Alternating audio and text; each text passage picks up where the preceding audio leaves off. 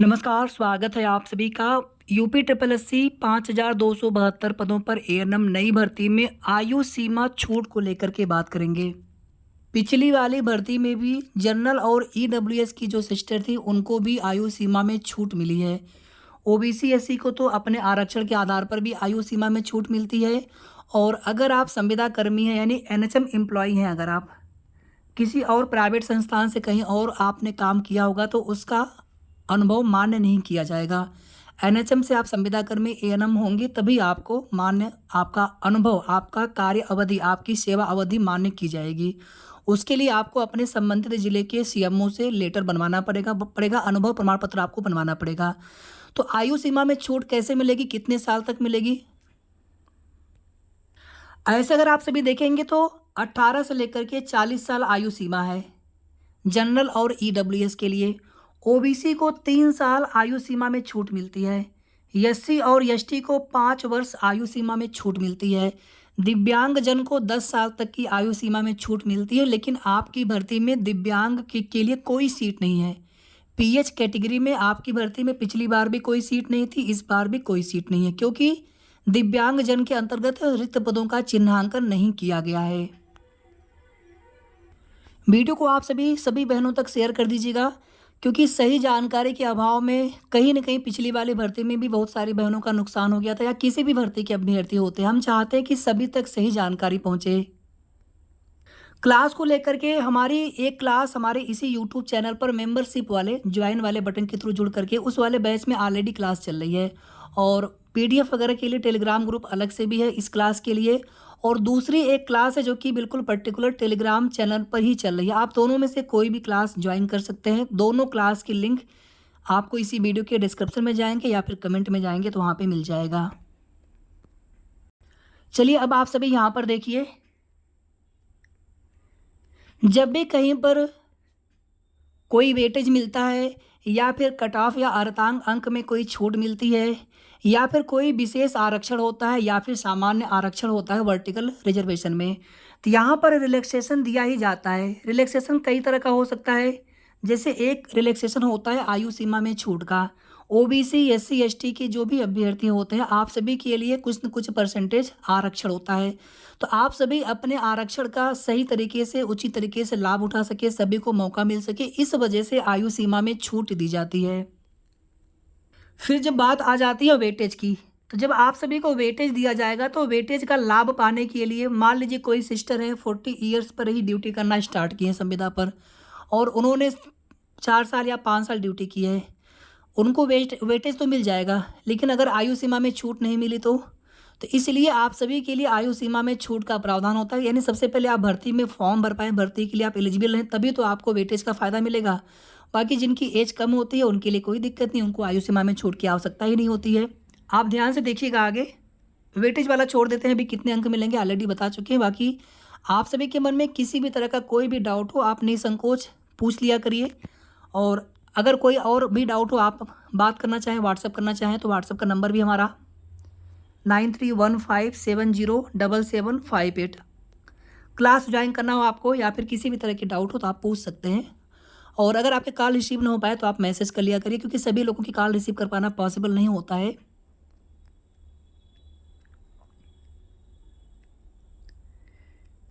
यहाँ पर देखिए आप सभी, आरक्षित वर्ग के अभ्यर्थियों के लिए 1 जुलाई 2024 से आपकी आयु देखी जाएगी।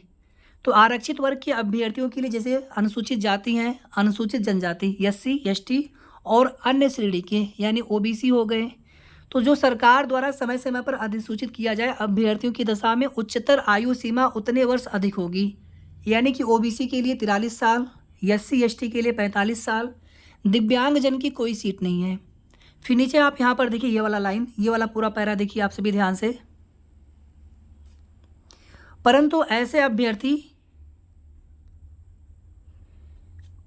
परंतु यह और कि ऐसे अभ्यर्थियों जो चिकित्सा, स्वास्थ्य एवं परिवार कल्याण विभाग उत्तर प्रदेश सरकार में संविदा के आधार पर एएनएम के रूप में कार्यरत हों और इस नियमावली के नियम 8(2) में विहित अर्हता धारण करते हों कि ऊपरी आयु सीमा सीधी भर्ती के लिए उन्हें पात्रता योग्य बनाए जाने हेतु, बहुत ध्यान से सुनिएगा आप सभी, जब आपको वेटेज मिलेगा तो उसके लिए आप एलिजिबल भी तो होने चाहिए। यानी कि अगर आपकी आयु ज़्यादा हो लेकिन आपने ड्यूटी की है 5 साल, तो क्या फ़ायदा मिला फिर वेटेज देने का।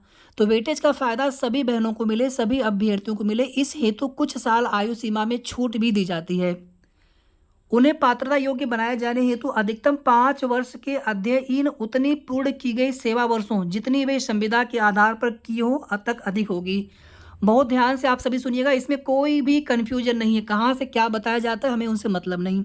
हमारा काम है आप सभी को सही जानकारी देना, और जिन चीज़ों को लेकर के प्रयास करना होता है उसके लिए पूरी कोशिश भी हम करते हैं, और आपकी भर्ती के लिए भी करेंगे। पिछली भर्ती में भी वेटेज के आधार पर संविदा के आधार पर वेटेज भी मिला था, और संविदा के आधार पर आयु सीमा में छूट भी मिली है, सभी को मिली है। मान लीजिए कोई ओबीसी की सिस्टर है, अभी उनकी एज हो गई है 44 या 45 उनकी एज होने वाली है, और ओबीसी के आधार पर आपको 3 साल ही आयु सीमा में छूट मिलेगी। लेकिन आपके अपने संविदा की ड्यूटी मान लीजिए 5 साल 6 साल से ड्यूटी कर रही हैं, तो आपको अधिकतम 5 वर्ष तक आयु सीमा में छूट मिल जाएगा। तो फिर आप भर्ती के लिए एलिजिबल भी हो जाएंगे, आपको वेटेज भी मिलेगा उतने साल संविदा के आधार पर। ठीक है, तो इस लाइन को एक बार फिर से आप सभी समझिए। परंतु यह और कि ऐसे अभ्यर्थियों, यहाँ पर सभी की बात की जा रही है, जो चिकित्सा स्वास्थ्य एवं परिवार कल्याण विभाग उत्तर प्रदेश में संविदा के आधार पर सहायक नर्स मिडवाइफ के रूप में कार्यरत हों। आप ड्यूटी कर रहे हो या फिर ड्यूटी आप छोड़ चुके हो, लेकिन आपका अनुभव तो देखा जाएगा एनएचएम से संविदा वाली ड्यूटी, और इस नियमावली के नियम 8(2) में विहित अर्हता धारण करते हों। विहित अर्हता का मतलब है कि आपने 10th किया हो, 12th किया हो, आपने एएनएम किया हो, और आपका एएनएम का रजिस्ट्रेशन हुआ रहना चाहिए।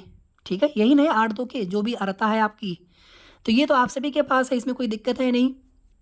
में विहित अर्हता धारण करते हो कि ऊपरी आयु सीमा सीधी भर्ती के लिए उन्हें पात्रता योग्य बनाए जाने हेतु अधिकतम 5 वर्ष तक, और 5 वर्ष तक के लिए ही अधिकतम आपको वेटेज भी मिलेगा 15 अंक, उससे ज़्यादा वेटेज नहीं मिलेगा, और अधिकतम 5 वर्ष तक आप सभी को आयु सीमा में छूट भी मिलेगी। बस यहाँ पर एक चीज़ ध्यान दीजिएगा, जो फॉर्म आवेदन की लास्ट डेट है 27/11/2024, तो इस डेट तक आपकी सेवा अवधि 1 साल 2 साल 3 साल 4 साल 5 साल जो भी है वो कंप्लीट हुई रहनी चाहिए, तभी आपको उतने साल के आधार पर आपको वेटेज और आयु सीमा में छूट मिलेगा। ठीक है, तो जितनी वे संविदा के आधार पर कार्य किए हों तक अधिक होगी।